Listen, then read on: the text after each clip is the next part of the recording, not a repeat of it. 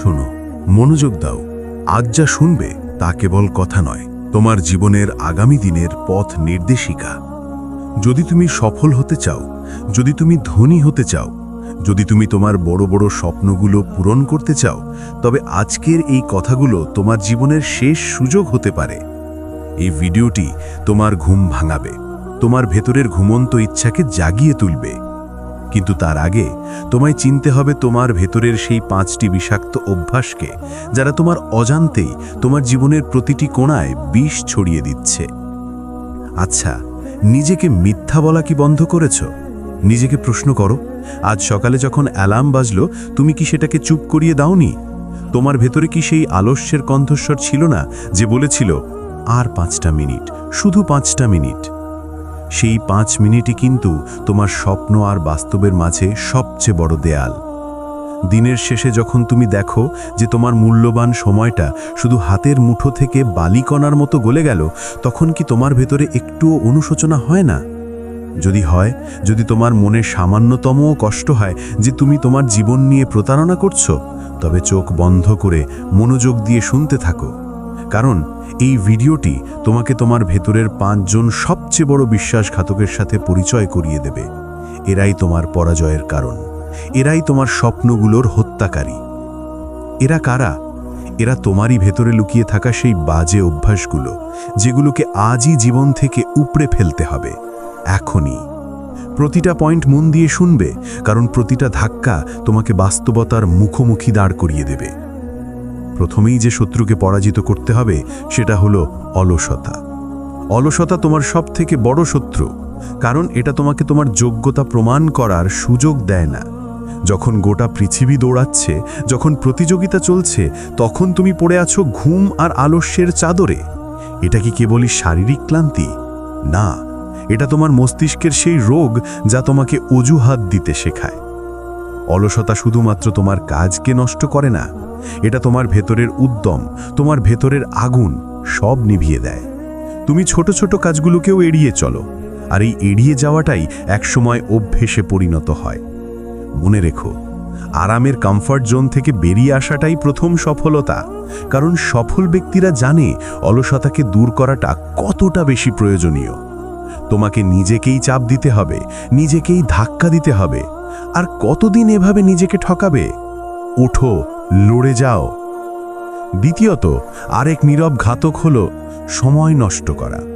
তুমি মানো বা না মানো, এটাই বাস্তব সত্য যে আমাদের জীবনের সবথেকে বড় সম্পদ হলো এই সময়। আর তুমি কি করছো সেই সময় দিয়ে? কোথায় ব্যয় করছো তোমার জীবনের মূল্যবান মুহূর্তগুলো? সোশ্যাল মিডিয়ায় স্ক্রল করে, ঘন্টার পর ঘন্টা রিলস দেখে, বাজে আড্ডা দিয়ে, ভিডিও গেমসে বুথ হয়ে? তুমি নিজেকে হয়তো বলছো এটা তো সামান্য বিরতি, কিন্তু তুমি জানো না এই সামান্য বিরতি প্রতিদিনই তোমার জীবন থেকে চুরি করে নিচ্ছে তোমার সফলতা, তোমার ভবিষ্যৎ। সফল মানুষরা তাদের জীবনের প্রতিটি সেকেন্ডের গুরুত্ব দেয়, কারণ তাদের কাছে কনসেপ্টটা একদম পরিষ্কার। সময়ই টাকা। তুমি সময় নষ্ট করছো মানে তুমি তোমার ভবিষ্যৎকে নষ্ট করছো। আজকের অপচয়, কালকের দুশ্চিন্তা। তাই আজই সিদ্ধান্ত নাও, তোমার সময়কে তুমি সাফল্যের কারণ বানাবে নাকি ব্যর্থতার অজুহাত। সময় চলে গেলে আফসোস ছাড়া আর কিছুই থাকবে না। তোমার জীবনের প্রতিটি সেকেন্ডের হিসাব তোমাকে দিতে হবে। তৃতীয়ত, খারাপ সঙ্গ ত্যাগ করো। যদি তোমার সঙ্গ নিয়ে তুমি সচেতন না হও, তবে স্বপ্ন দেখা ভুলে যাও, কারণ তুমি ঠিক তাদের মতোই হয়ে যাবে যাদের সাথে সবথেকে বেশি সময় কাটাও।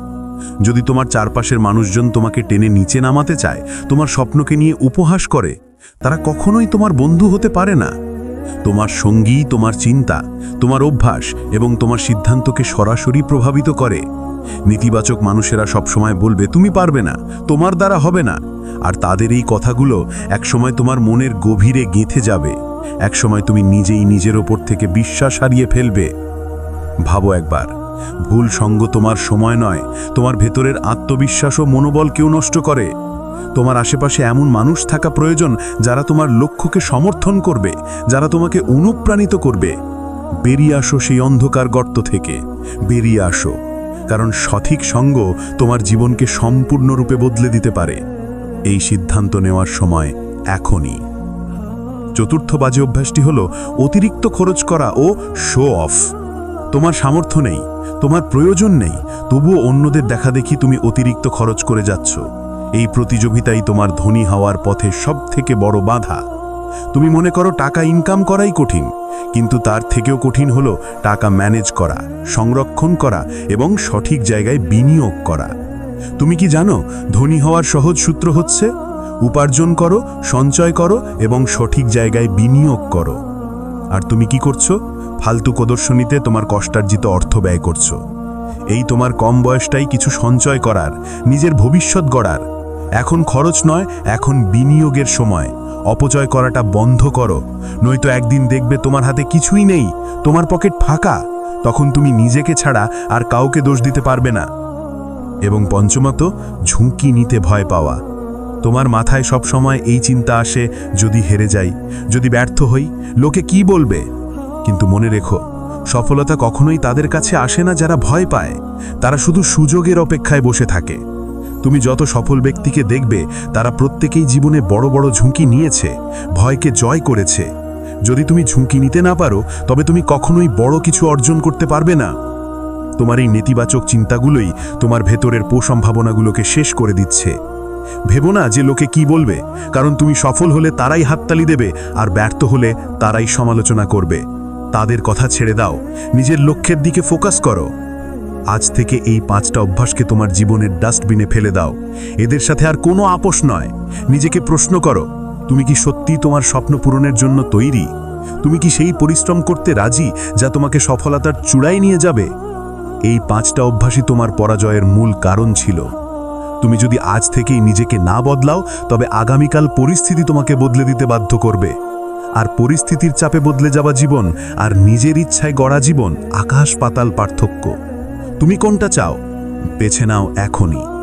তাই বলছি, এই 5টি বিষাক্ত অভ্যাসকে আজই তোমার জীবন থেকে দূর করো। স্বপ্ন দেখো এবং সেই স্বপ্ন পূরণের জন্য নিজের সর্বস্ব দিয়ে চেষ্টা করো। কারণ কোনো সফলতাই এমনি এমনি আসে না। পরিশ্রম, নিজের প্রতি বিশ্বাস, জেদ, সঠিক সঙ্গ এবং পজিটিভ চিন্তাভাবনা, এগুলোর মিলিত রূপই একজন মানুষকে সফল করে তোলে। এবার তোমার পালা। আর অপেক্ষা নয়, উঠে দাঁড়াও। আজ থেকেই লড়াই শুরু। আজ থেকে তুমি নিজেকে বদলাবে তো? তুমি কি তোমার অলসতাকে পরাজিত করে সফলতার পথে এগিয়ে যাওয়ার সংকল্প নিচ্ছ? কমেন্টে এখনই আমি তৈরি লিখে তোমার সংকল্প জানাও। তুমি একা নাও, তোমার মতো আরও অনেকে এই পরিবর্তনের পথে হাঁটছে। তোমার এই সংকল্প হাজারো মানুষকে অনুপ্রাণিত করবে। আর ভিডিওটি যদি তোমার মনে আঘাত করে থাকে এবং তুমি যদি সত্যিই পরিবর্তন চাও, তাহলে এখনই লাইক করো, তোমার বন্ধুদের সাথে শেয়ার করো। তুমি যদি এই চ্যানেলে নতুন হয়ে থাকো, তাহলে তোমার জীবন পরিবর্তন করার জন্য এখনই সাবস্ক্রাইব করো এবং পাশে থাকা বেল আইকনটি প্রেস করো। মনে রেখো, পরিবর্তন প্রয়োজন, আর সেই পরিবর্তন আজ থেকেই শুরু হোক।